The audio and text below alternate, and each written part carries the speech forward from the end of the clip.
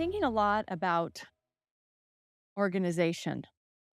And I look back over the last couple of years and how thoughts and ideas become solid when they start to have actions put around them. And then when you can organize those thoughts and those actions into a flow, into a priority list, and start accomplishing them, it's amazing what can happen in just a few years. So back when I was looking at various hopeful opportunities to tell the story of my kidnappings and brainwashing and abuse, um, wanting to tell the story more fully, I remember thinking to myself, if I could just tell the story so that people would understand what grooming is, so that people would know that it happens to everybody. It's not just the child that's targeted, it's the people around the child, it's the parents, it's the siblings, it's the neighborhood, it's the church congregation. And as I thought about all of the ways that you could organize a story and tell a story, and now that, as that went on and some of those choices, dwindled and others presented themselves and time went on. And finally, you have to make a choice. You have to decide, okay, do I trust that this will be the way to tell the story and that the people that are involved will actually honor the story and do it in the right way? And you don't really know. You don't really have a crystal ball. You hope and you have a good feeling and you have enough conversations that you decide, okay, let's go with this choice. And the series then began with a lot of conversations, visits, and things that happened with boxes of materials and old journals and diaries and letters and notes and files and police reports and hearing all these different things that happened in the courtrooms and behind closed doors. And a lot of it I didn't know anything about. I hadn't had those documents before. I didn't know what had really been said back in the day. And so as I became more and more familiar with what my actual story was, I realized that somewhere along the line, choices were made and people organized and various things happened or didn't happen because of those choices and the organization behind it.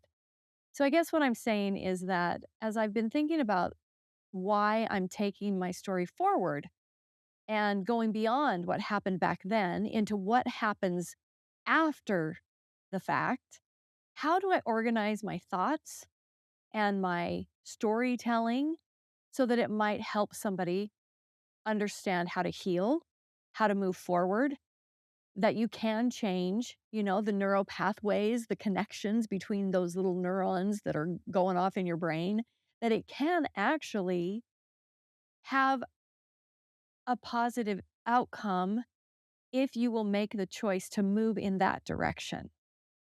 So I'm not the most organized person. I forgot that I even had this podcast to do tonight because I forgot to write it down on my schedule. Now, I learned a trick a while ago. This was, a number of years ago, that everything should be written down on some sort of a master calendar. So I started using my Google Calendar and I would write down everything, every phone call I needed to make, every bill I needed to pay, and of course, all of the appointments and the dentist and the doctor, and, not just for myself, but, for mom or for other people that I've had in my world of caring. And that made an enormous impact on my life and my productivity. And I found myself being able to accomplish like 2 or 3 times as much as I had previously, not because I didn't work hard, but because I was working in a more organized fashion. I was working smarter, not harder. Now, I am a workaholic. The truth is that I actually love to work.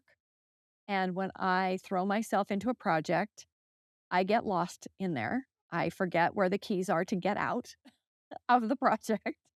And sometimes I work to the point where my own self-care, my own, relationships, that really are important to me in my life suffer, and my own health begins to suffer, and I found myself in that situation. So since the series has come out and the other documentary on Peacock, it's been a lot of various interviews and doing, press events and, standing up front and talking about why telling the story was so important to me and why telling it in this narrative fashion with actual actors and a script that could really breathe life into the time period and into our families' personalities and the characters in the story mattered. Because unlike a lot of people who have suffered abuse, I had a really good family, and it wasn't my family that abused me. Um, and so I wanted to tell the story that when everything looks normal and good and okay, it oftentimes is not as much of a fairy tale as it might look like. And that's true about my own life. Now, I've been working on making a timeline of my life since, you know, my junior year of high school, since turning 16, which is pretty much where my story stops. Whether it's the documentary, the first documentary, Abducted in Plain Sight, it's the series, or even the Peacock documentary, we get to talk a little bit about things that we're doing now and we get to go forward with, finding out about another victim's personal story with this same predator. And that was hugely, I don't know what the right word is. I don't want to say satisfying, but it made me know that my story could be corroborated, I guess. And so that was really kind of a comfort almost, even though I really feel terrible that somebody after me suffered the same things because I didn't know how to talk yet. I didn't know what to do with with my story at that time. I was just in my early 20s and graduating from high school, 17, 18, 19, 20, 21, 22, and this other little girl had already been groomed and her mother had been groomed and she was already being abused in those years. And it makes me feel really sad that I wish that I had known what to do and had done the things that I'm doing now sooner. But you can't really go back and know what you know now then. You don't know what you don't know. But I do know that it is very, very important that when you decide that you want to grow in a certain way or you want to accomplish a certain goal, you have to get yourself organized. It starts with a thought. You think, okay, this is what I want. When you identify what that is, you literally have to write it down, know exactly what it is you're going after, and then sort of tack it up on your mirror or put it on your vision board or on your bulletin board or in your planner or make sure that it comes up as a reminder on your phone 10 times a day. You have to do something that makes you think about it. Because the most important thing that you do in order to make something happen is you have to train your brain, first of all, to believe that it's possible, that it's going to happen, that you actually are creating something by writing something down, talking about it out loud over and over and over and over and over and over and over and over and over again. If you talk about it, if you write things down, and then you make an organized plan, like stand in the future of what you want to have happen as if it's already happened. So stand 2 years down the road, 5 years down the road, 10 years down the road, whatever it is that is your big, that big audacious goal or that big audacious dream that if you were in your right mind, you would think, oh, well, that's just not really possible. That never happens to people. That, la, la, la, la, la, la. The other part of your thought mechanism starts going off. And then step back and look at those kind of negative talk, those negative thoughts and self talk, and look at it like you were writing those things on a blackboard. If you were writing down the thoughts that you were having, like, oh, I'm not smart enough, or I don't have enough money. Oh, I don't have enough time, and maybe nobody will want to listen to me, or oh, maybe my story isn't that interesting, or whatever it is that is the negative part. If I would actually physically challenge you to actually write it down, like write it on like a dry erase board. But if you can't write it at the moment that those thoughts start to bombard your head, I would encourage you to step a little farther back and let the mind that is not your thoughts read what's on the blackboard. So um, you're reading what these negative thoughts are. And you, as your mind, as your inner voice, as your inner knowing, can look at those thoughts and go, huh, that's interesting how often we have those kinds of thoughts. How often um I second guess myself. How often I try to talk myself out of every good idea or every dream I've ever had. And just notice and let that inner mind, that inner eye, read the blackboard, and then pick up the eraser and erase those negative thoughts, and then start to actually formulate what the vision looks like when that goal, that dream is achieved. When you're standing at the end of that, and when you stand at the end, turn around and look back and go, oh, I see what I did right before the series started shooting. Oh, I see what I did right before the first time that I was in the writer's room on a Zoom call. Oh, I see what happened right before that when Nick and Alex and Michael came out to visit and we talked and we collected all these pieces of evidence from our lives. Oh, I see what happened before that. The conversations that I had with 100 different people trying to decide which direction should I go? How do I go to the next step?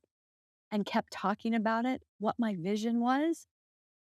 And I kept talking and talking and talking. And then, oh, I see what I did right before that was we went through this film festival circuit with an award winning.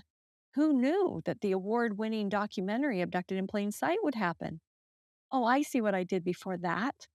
I actually decided that I should move to Los Angeles because I would meet, obviously, some way, somehow, people that would be able to steer me in the direction, or an agent that would say, oh, this is an amazing story and take me this way or that way. But for sure, I should move there.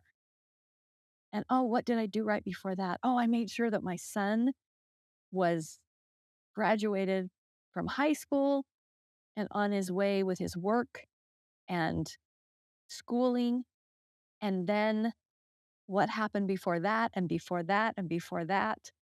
And when you do that, when you stand at the end of something that you're dreaming about, something that you're trying to accomplish, and you turn around and you look back, all of a sudden you see the path.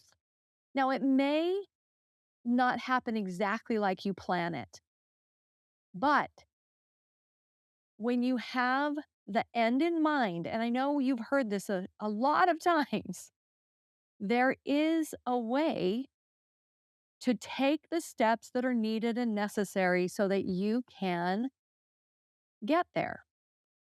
Now, like I said earlier, I'm not the most organized person.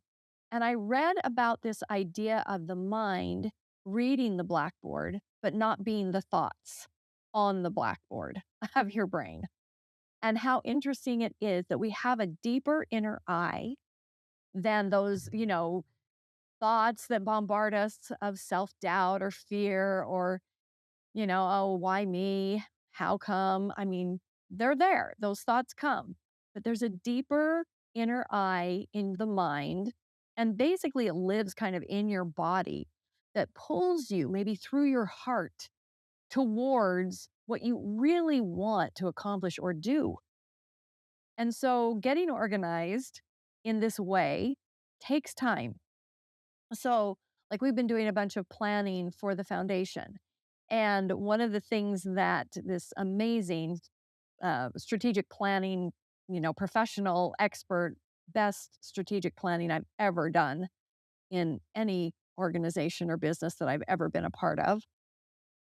He was just fantastic. Ben was amazing. And he had us do this exercise that I thought would be kind of a cool thing if those that are watching or listening could do at home with me right now. And he said, okay, close your eyes. This is sort of at the beginning of this whole process. And it's been going on now for, I don't know, 5, 6 months. I mean, it's been, very thorough. We've added in, different members of the foundation, the board, the co-founder, my son Austin. At different times we've had different, people as we've gone through this process. And he did this with all of us. And he said, okay, close your eyes and imagine a dog wearing pants. And then he stopped and we've all got a smile on our face, chuckling, have our eyes closed. So do that. Close your eyes. Imagine a dog wearing pants. And then we got the vision of it in our minds and we opened our eyes and he said, okay, now let's go around and everybody tell me what did that look like?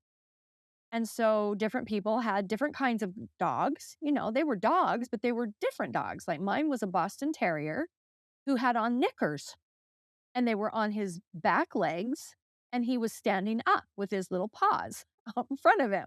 But the knickers were, on these little tiny Boston Terrier legs. And it was very funny and very cute. And it made me laugh. And somebody else had a shaggy dog that had, I don't know, corduroy pants on with a belt. And somebody else had another dog that was a great big, like, I don't know, it was a sheepdog or if it was a big poodle. I can't remember. But everybody had a different dog, a different kind of dog and a different look to the pants. One person even had the pants on the front legs, which I thought to myself, well, that's wrong. That's just totally wrong. Like, why would somebody have that as their imagined dog? Front legs? That just seems ridiculous. We have a judgment about how we think things should be. But the point of the exercise was that in order to actually move a project or a big dream forward is that you have to get everybody on the same page. And even though everybody's thinking about a dog and they're thinking about a dog in pants, there's 100, 1,000 different ways that that could look for a person. So you have to express all of those thoughts and those ideas and those emotions and the outcomes that you hope happen and what are your goals and what are the objectives and you start to do all of that in a group or with yourself to start with, which is how it started with me and then with my son coming on board and saying, oh my gosh, we need to do this and this and this, and then other people that came along to volunteer and to help us get going, and then here comes a whole team from Eat the Cat and NBC Universal gets involved, and then Peacock decides, yeah, that's what we want to do. And it's a bunch of people that all of a sudden fill in all of this context to making the thing happen. So I never planned that in that way. I didn't know how it would happen. I had no idea of going, okay, write down this. On this day, you will call someone at NBC. I mean, they would have laughed me off the lot, right? They don't know who I am. They don't know that they care about my story. So, what it had to be and what it has to be now, again, as we are building our strategic plan for our foundation to know our goals and our objectives, and now breaking that down into activities. How did we come up with our online community? How did we launch it? How did we start it? How do we advertise it? People that are there are having these amazing breakthroughs because there is something for a survivor who is in a safe place where they're not judged, but they're believed and they can share their story. They can share their breakthroughs. They can share their bad days, their thoughts, with a therapist that also, she's just phenomenal. Alyssa, our one of our, professionals that comes and we just have a discussion. a discussion. And she gives a little presentation about suicide ideation. We talk through statistics and demographics. And I had no idea that the most successful um, suicides are done, with a gun. That's the most successful. Like a lot of people try to commit suicide, but they do it with pills or by suffocation, hanging, something like that. Sorry, this kind of got off on a different note for a second. And for women, they, they obviously the most successful ones are done with a gun, and that most men choose a gun if they try to commit suicide, and that or commit suicide, and that for women it's a little bit larger, the numbers that are using a weapon like that. And then the other two, suffocation, or pills or, medication, something like that, are pretty evenly split. But then for a man, it's like over 50%, it's a gun. And then the other is you know, a combination of those two. Um, and I found it so fascinating that the majority of suicide, there's quite a lot in young people, younger, the teenagers, the tweens. But there's also a huge number of people that are committing suicide in for men that are over the age of 75. And that for women, the largest population that commits suicide is ages 45 to about 60. And I thought about that just outside of all of the conversation around that we were having after, we had this great presentation and then we talked about it. And if any of us had had those ideations and or we got very honest with each other. It was really a fantastic hour and a half. And I wondered, like, what is it that happens to people, women around age 45 to 60 and men at 75 and older, that makes the world so sad and makes you feel so unnecessary, you know? Um, and it was interesting because the two thoughts were that for the 75 population in men is that the sense of purpose was always kind of wrapped up in their jobs, in their work. That's where their purpose was. And now they have people in their life that are probably, maybe dying or a spouse has passed or friends. And, you know, somehow that sense of purpose, there's no more big dreams going on. There's no more organizing their thoughts and their plans into actions and activities and getting busy. And for that kind of, as we talked about that other age group, it was like, well, is it because they lose hope? Like they've gone through maybe divorces, uh, children are gone, the purpose. Again, my kids, one person said, I thought the reason I considered and tried is because I thought, well, my kids would be better off without me, and a lot of us that suffer from the aftermath of trauma and abuse often have those kind of thoughts and feelings. The world would just be better without me. And so when the world gets that dark, and if you're an impulsive person, um, to boot, then you make a decision without any time to breathe or to, you know, regulate those thoughts. And so that's what happens. Anyway, as I thought about that, I was like really taken by the idea that having purpose in our lives, all throughout our lives, and the purpose changes. My purpose was huge about my responsibility as a mom, and I wanted to be a really good mom. And so that purpose kept me going sometimes, even when I was struggling with some of my healing and going through multiple relationships and marriages and divorces and feeling like I couldn't get it right and I wanted to really bad.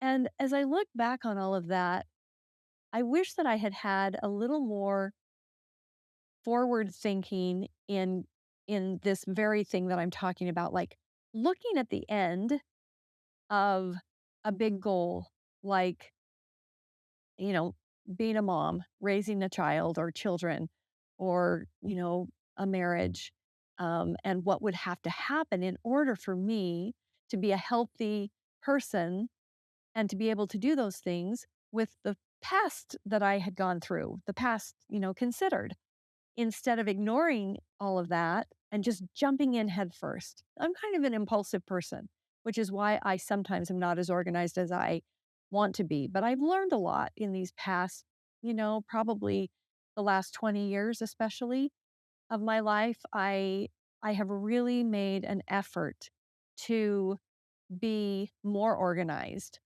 I still am late for things a lot, and I feel like that is something inside of me, like nobody's gonna tell me what to do. I don't know, something like that. So, like, being on time or early is really hard for me, and I don't know why I push so hard about, like, I should be able to come in whenever I want. I don't know if that's, like, this constant little voice in my head that is pushing back against, all of the rules and regulations that I have followed throughout my life. But that's a hard one for me. I'm still working on it, and I still set goals around it. And I'm better, but I'm still not very good at it.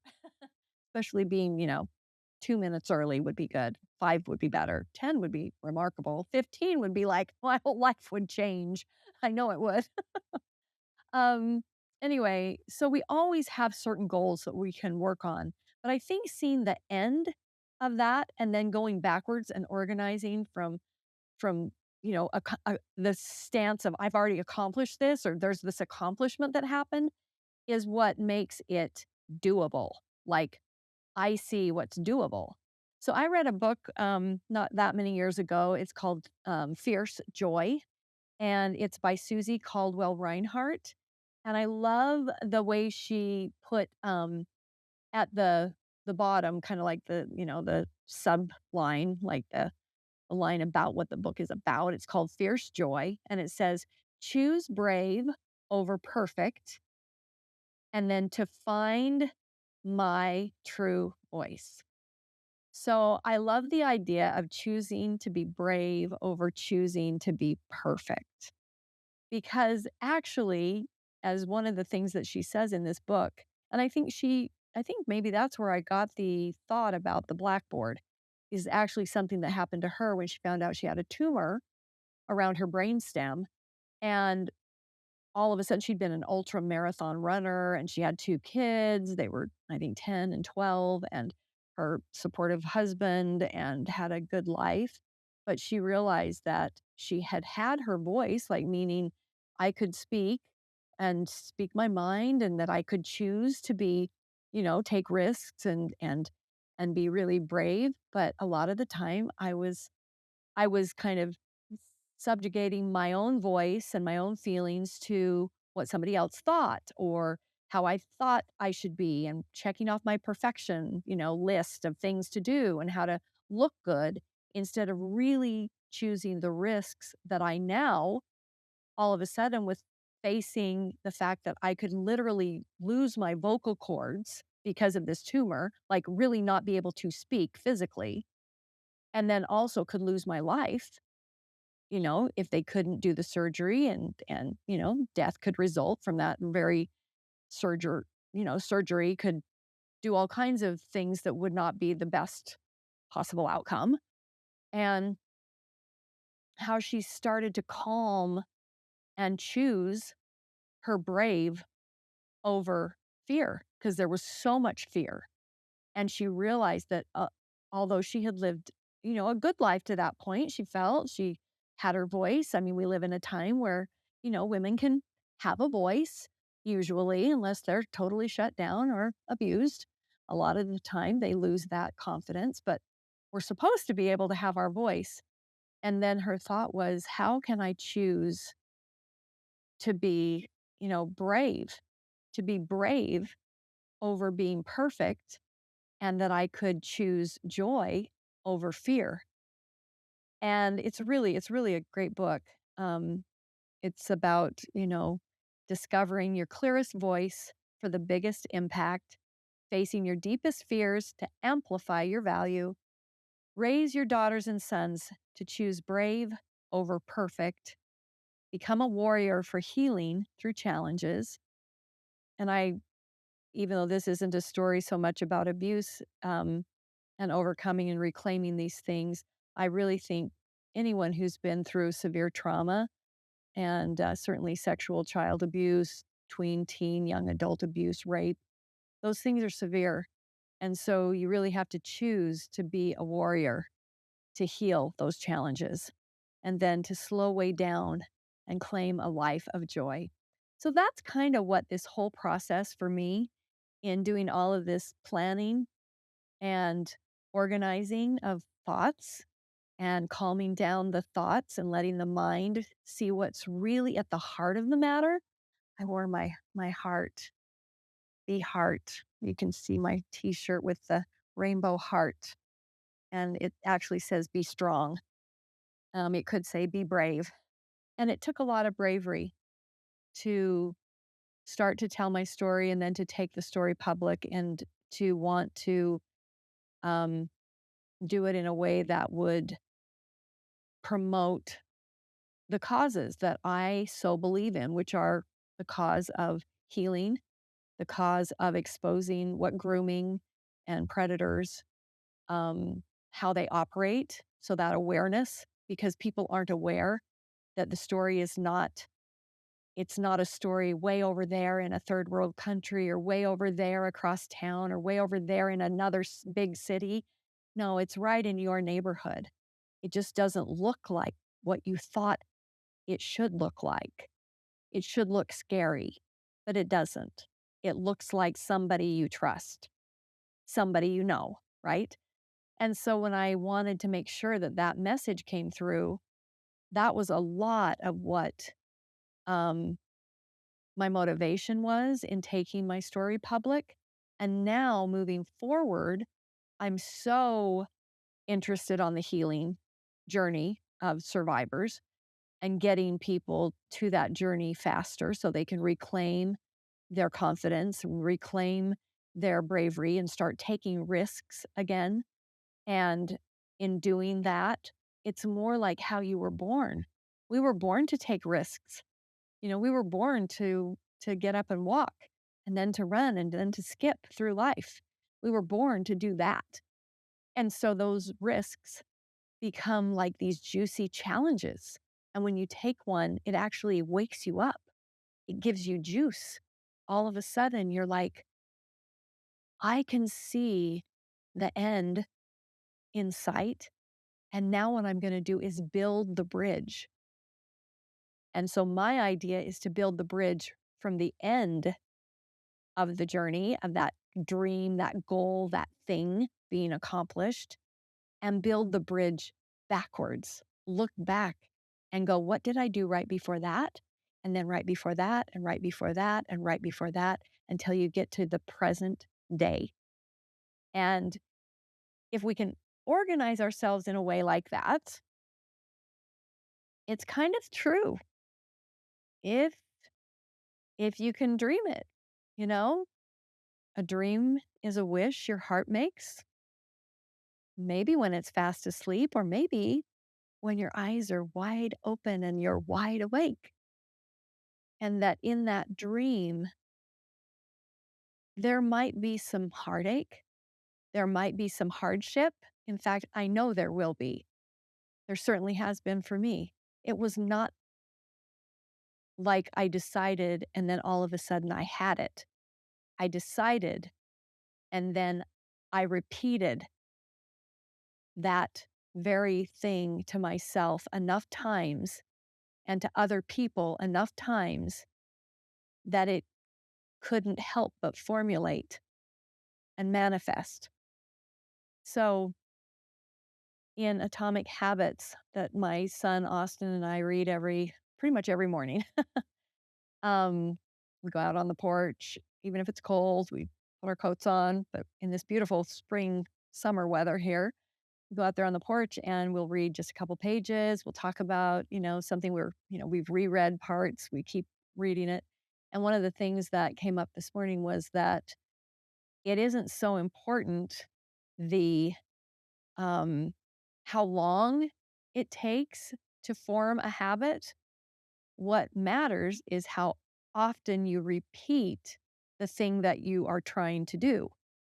So it's much more important, the quantity of repetitions, than it is the length of time.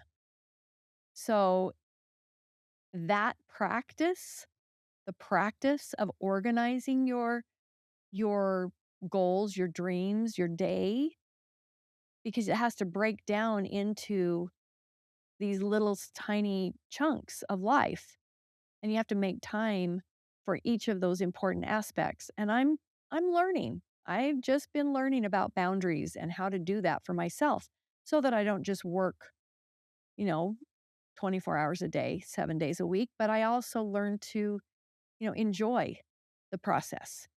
And so those are some of the things that have been on my mind. And if you can remember that, which I thought was such a great tip, the way James Clear wrote that into Atomic Habits, we reread this part. He said, people will ask you, well, how long does it take to heal? And I'm like, well, it depends on how many times you repeat the process of taking this neural pathway and sending it over to another neural pathway that is retraining your brain to have confidence. How do you do that? Or to have gratitude. How do you do that? You repeat things that build those things in your brain and in your activities throughout your day. You start a gratitude journal. You write in it every day, one thing. You notice something to be grateful for when you're out, of your house. You make yourself do that. You set an alarm on your phone that says, find something to be grateful for right now. You know, okay, my hands are on this steering wheel.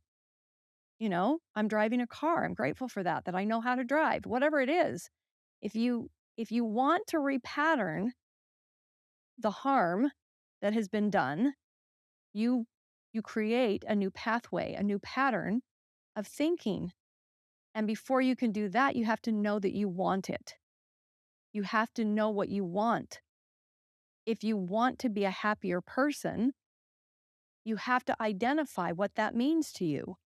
For me, it was complaining less and being grateful more of the time. Being the happiest person in the room meant I would be a more positive, grateful person, and I would be less negative and do less complaining. I knew what I wanted. I didn't know how to get that. It wasn't like I said, that's what I want. And then the next day I had it. I had to practice. I had to find books to read. I had to listen to other people who had walked that path and do what they did. And so that's kind of what I wanted to encourage is that in order to organize and to accomplish things in our life, like changing our attitude or completing a project that really means a lot to us, like getting the series and making sure it was done in a way that would help people understand the psychology of grooming and so therefore would be able to see it, maybe, or identify that it could be happening to them or their children. If you want those kind of things, you better start with the end in mind, know what you want, and then work backwards. What happened right before that goal was accomplished? What did I have to do 1,000 times before I could play my dad's favorite song on the piano? What did I have to do every day for a certain amount of time with thought and purpose?